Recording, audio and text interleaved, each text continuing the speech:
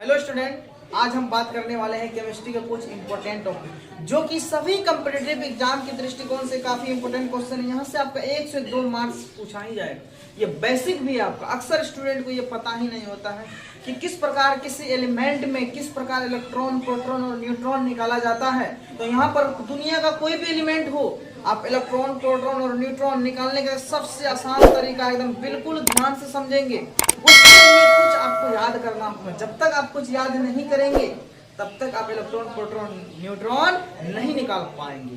याद क्या क्या करना है, तो याद क्या करना है ये ध्यान में रखना है कि जितने भी एलिमेंट हैं उस एलिमेंट का एटॉमिक नंबर याद करना है और एटॉमिक मास याद करना है। तो ऐसे पर्याय 1 से लेके 20 तक ज्यादा पूछा जाता है और 1 से लेके 20 तक का कुछ मेरे पास ट्रिक है जो कि आप ट्रिक के जरिए आसानी से आप निकाल सकते हैं इलेक्ट्रॉन, प्रोटॉन और न्यूट्रॉन। बरसते कि केवल आपको परमाणु संख्या याद करना होगा। जैसे कि अगर हम बात करेंगे, कोई भी एलिमेंट ले लीजिए, मान लीजिए कोई एलिमेंट है x, कोई एलिमेंट क्या है x, उस एलिमेंट का भी हम नाम क्लियर नहीं किए हैं। कोई एलिमेंट है जिसका नाम है x और उसके नीचे में लिखा रहता है z और ऊपर में रहता है आपका a। जो z है दरअसल z नहीं है, जो z है दरअसल z नहीं है, वह क्या है, तो यहाँ एटॉमिक नंबर है, एटॉमिक नंबर है बाबू। और ये जो A है, यहाँ A का मतलब अलवा नहीं समझना है, यहाँ A का मतलब है एटॉमिक मास। एटॉमिक मास कहने का मतलब है कि नीचे में जो रहता है ये Z जो है परमाणु संख्या को बतलाता है, जबकि ऊपर में जो ये A है ये परमाणु द्रव्यमान को बतलाता है। ऐसे भी जनरली आप ध्यान से समझेंगे, कोई भी चीज अगर भार वाला चीज है, अगर कोई वजन वाला चीज है, तो क्या हम उसको हाथ में लटका कर ले जाना पसंद करेंगे? नहीं, हम उसको ऊपर में माथा पर ले जाना पसंद करेंगे ताकि हमको परेशान ज्यादा हम नहीं हो पाएंगे। इसीलिए हमेशा जो है द्रव्यमान संख्या आपका जो है ऊपर रहता है और परमाणु संख्या सदैव नीचे रहता है। तो आप ये समझ में आ जाना चाहिए। अगर मान लीजिए कोई एलिमेंट x है, नीचे है 7, ऊपर है मान लीजिए 14, तो कहने का मतलब ये जो 14 है ये किसको बतला रहा है? a को बतला रहा है। a equal to atomic number को बतला रहा है। यहाँ जो 7 है ये किसको बतला रहा है? z मतलब परमाणु संख्या। कहने का मतलब कोई एलिमेंट में अगर नीचे जो रहेगा वह परमाणु संख्या को बतलाता है और ऊपर में जो रहेगा वह परमाणु द्रव्यमान को बतलाता है। ठीक है, अब बात यह है कि हमको कम से कम प्रत्येक एलिमेंट का परमाणु संख्या याद होना ही जरूरी है। अगर याद नहीं है तो आप कभी भी इलेक्ट्रॉन, प्रोटॉन कोई भी एलिमेंट से आप नहीं निकाल पाएंगे। इसीलिए आपको कम से कम जो है परमाणु संख्या रटना ही पड़ेगा। कम से कम की बात कर रहे हैं हम। ठीक है, जैसे मान लीजिए अगर बात करते हैं लिथियम, लिथियम का Li द्वारा सूचित करते हैं, इसका यहाँ परमाणु संख्या लिथियम का कितना होता है? 3। ध्यान दीजिए, कुछ एलिमेंट समझिए। ठीक है, मान लीजिए कोई एलिमेंट x है, अगर नीचे सम संख्या रहे, परमाणु संख्या अगर सम संख्या रहे तो द्रव्यमान संख्या निकालने के लिए उसमें सीधा 2 से गुना कर देंगे। क्या करेंगे? सम संख्या में 2 से गुना कर देंगे तो आपका जो है कि द्रव्यमान संख्या निकल जाएगा। अब हो सकता है परमाणु संख्या विषम संख्या होगा, तो मान लीजिए अगर विषम संख्या होगा तो विषम संख्या में आपको क्या करना है? 2 गुना करके 1 जोड़ देना। विषम संख्या में 2 गुना करके 1 जोड़ देना। इससे आप नहीं समझे, आपको थोड़ा सा एग्जांपल के जरिए हमको समझाना पड़ेगा। इसे मान लीजिए लिथियम, लिथियम का परमाणु संख्या आपका कितना है? तो लिथियम का परमाणु संख्या आपका 3 है। तो यहाँ पर ये चीज बताइए, 3 सम है या विषम है? तो 3 आपका क्या है? विषम संख्या है। इसीलिए हम विषम संख्या में क्या बोले हैं? डबल करके 1 जोड़ देना है। तो 3 दूना 6, 1 7। तो आपको पता होगा लिथियम का परमाणु संख्या कितना होता है आपका? तो 7 होता है। अगर वही बात करेंगे सोडियम, ऐसा एक नहीं, वैसे कई एग्जांपल देंगे आपको। सोडियम 11, तो आपको 11 पता होगा। 11 कौन सी संख्या है? तो विषम संख्या है। हम बोले हैं विषम संख्या अगर रहेगा तो डबल करके 1 जोड़ देना है। तो यहाँ 11 दूना 22 से क्या हो जाएगा बाबू? 23 हो जाएगा। 11 दूना 22 से 23 हो जाएगा। तो इसकी परमाणु संख्या 11 और द्रव्यमान संख्या कितना हो गया? 23। तो कहने का मतलब है 1 से 20 तक आपको द्रव्यमान संख्या रटने की जरूरत नहीं है। रटने की जरूरत क्या है? तो परमाणु संख्या रटने की जरूरत है और द्रव्यमान संख्या मेरे लॉजिक के अनुकूल निकालिए। अगर सम रहेगा तो डबल करेंगे, विषम रहेगा तो डबल करके 1 जोड़ देंगे। बात समझ में आ गया? हाँ। ठीक है, अगर बात समझ में आ गया तो मुड़ी डुला दीजिए। हाँ हाँ समझ में आ गया। अच्छा पुष्पराज बन रहे हैं हम, झुकेंगे नहीं। अच्छा चलिए, नहीं झुकेंगे तो समझ जाइए, सीना तान के समझना है तो समझिए। ठीक है, तो चलिए अगर बात करेंगे कार्बन, कार्बन की परमाणु संख्या कितना होता है? 6 होता है। अगर बात करें इसका द्रव्यमान संख्या, आपको पता है कि सम संख्या रहेगा सीधे डबल करना, तो 6 गुना 12, बस हो गया, कहानी खत्म, खेला खत्म। खेला है क्या? न खेला नहीं है केमिस्ट्री। अरे बा खेला नहीं समझना, खेला हो गए ना केमिस्ट्री पढ़े। तो चलो परमाणु संख्या यहाँ कितना है? 6। तुम्हारा सम संख्या है तो इसको सीधा डबल कर देना है, तो आपका एटॉमिक मास निकल गया। अब बात करेंगे इलेक्ट्रॉन, प्रोटॉन और न्यूट्रॉन निकालना है कैसे। तो इलेक्ट्रॉन, प्रोटॉन, न्यूट्रॉन कैसे निकालना है, केवल आपको फार्मूला समझना है, केवल एकदम ध्यान से फार्मूला समझना है बाबू। इलेक्ट्रॉन, प्रोटॉन, न्यूट्रॉन का एकदम धज्जी उड़ा देना है। ठीक है, चलिए तो हम बात करेंगे, मान लीजिए कोई एलिमेंट है, नीचे जेड होता है, ऊपर ए होता है। तो ये चीज आपको ध्यान देना होगा कि जो जेड होता है ना, जेड बराबर ई बराबर पी होता है। कहने का मतलब है जेड मतलब यहाँ परमाणु संख्या जितना होगा उतना ही इलेक्ट्रॉन होगा और उतना ही प्रोटॉन होगा। जितना जेड होगा उतना ही होगा और उतना ही पी होगा। यहाँ ई का मतलब अंडा, न ई का मतलब इलेक्ट्रॉन, पी का मतलब पोलो, न पी का मतलब यहाँ प्रोटॉन। जितना इलेक्ट्रॉन उतना प्रोटॉन, उतना ही न्यूट्रॉन, उतना ही इलेक्ट्रॉन, उतना ही प्रोटॉन होगा।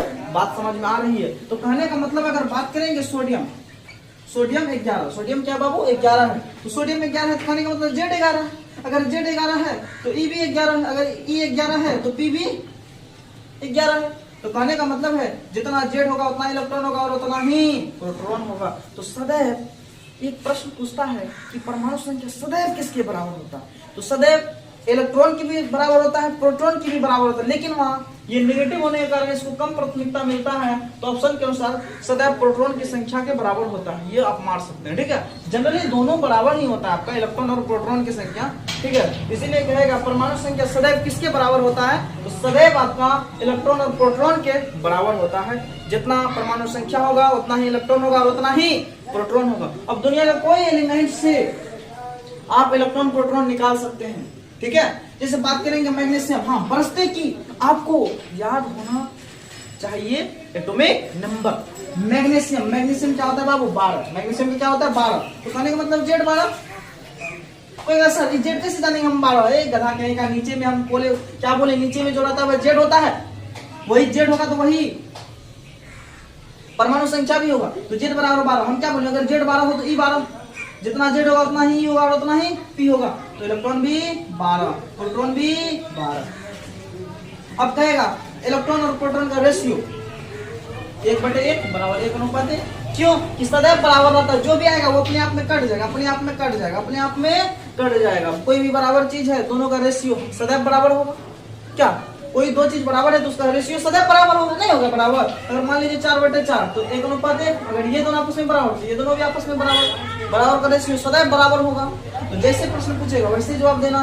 क्या आप इलेक्ट्रॉन प्रोटॉन निकालना सीखें? क्या परमाणु संख्या से द्रव्यमान संख्या कैसे निकाला जाता है सीखें। हमने अभी क्या बात किया है? हमने यही बात किया कि नीचे जो रहेगा वह परमाणु संख्या होगा और ऊपर जो रहेगा वह परमाणु द्रव्यमान होगा। अगर बात करेंगे हम परमाणु संख्या निकालने की, परमाणु संख्या से द्रव्यमान कैसे निकाला जाता है? अगर सम संख्या रहेगा तो सीधे डबल कर देंगे, अगर विषम संख्या रहेगा तो डबल करके 1 जोड़ देंगे। अब रहा बात एटॉमिक नंबर से कैसे इलेक्ट्रॉन कैसे प्रोटॉन निकाला जाता है। जितना परमाणु संख्या होगा उतना ही इलेक्ट्रॉन होगा और उतना ही प्रोटॉन भी होगा।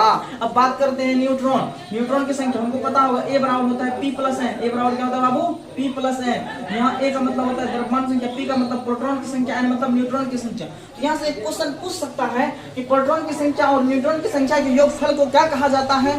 तो यहाँ पर आप बोल सकते हैं द्रव्यमान संख्या कहा जाता है।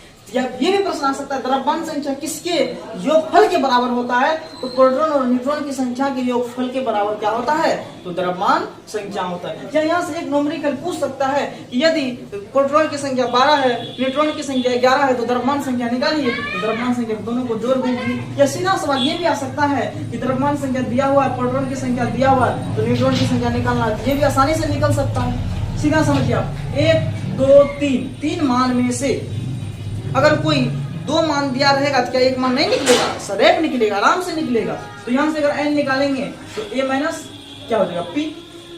n निकालेंगे तो a बराबर है, ये p प्लस में इसको मारेंगे धक्का माइनस में जाएगा तो तो क्या होगा a माइनस पी बराबर n। अब यहाँ पर एक बात बताइए हमको, यहाँ p का मान कितना है आपका, यहाँ p का मान 12, अब a का मान 12 गुना 24, द्रव्यमान संख्या क्या होगा 24।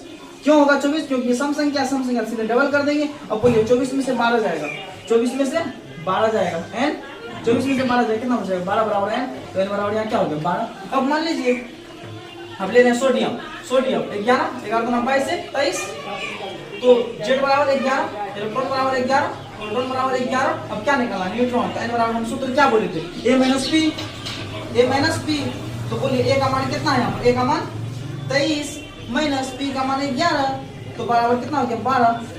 तो क्या कोई भी एलिमेंट में इलेक्ट्रॉन प्रोटॉन न्यूट्रॉन निकालना सीख गए हैं आप, इलेक्ट्रॉन प्रोटॉन न्यूट्रॉन निकालना सीखे एकदम, हम उम्मीद करते हैं आप बहुत बढ़िया से सीखे होंगे। अगर यहाँ पर नहीं सीखे होंगे तो हमको नहीं लगता आप कहीं सीख पाइएगा, फिर से एक बार समझ जाइएगा, ठीक है। फिर से एक बार हम पूरा चीज को रिवीजन कर देते हैं, एक बार में रिवीजन कर देते हैं ताकि आपका दिमाग में एकत्रित रहेगा। अगर बात करेंगे कोई एलिमेंट है और उस एलिमेंट के नीचे में जो रहेगा वो एटॉमिक नंबर होता है, जो ऊपर में रहता है एटॉमिक मास होता है। एटॉमिक नंबर सदैव इलेक्ट्रॉन प्रोटॉन के बराबर होता है, यानी जितना इलेक्ट्रॉन होगा उतना ही प्रोटॉन होगा और उतना ही परमाणु संख्या होगा।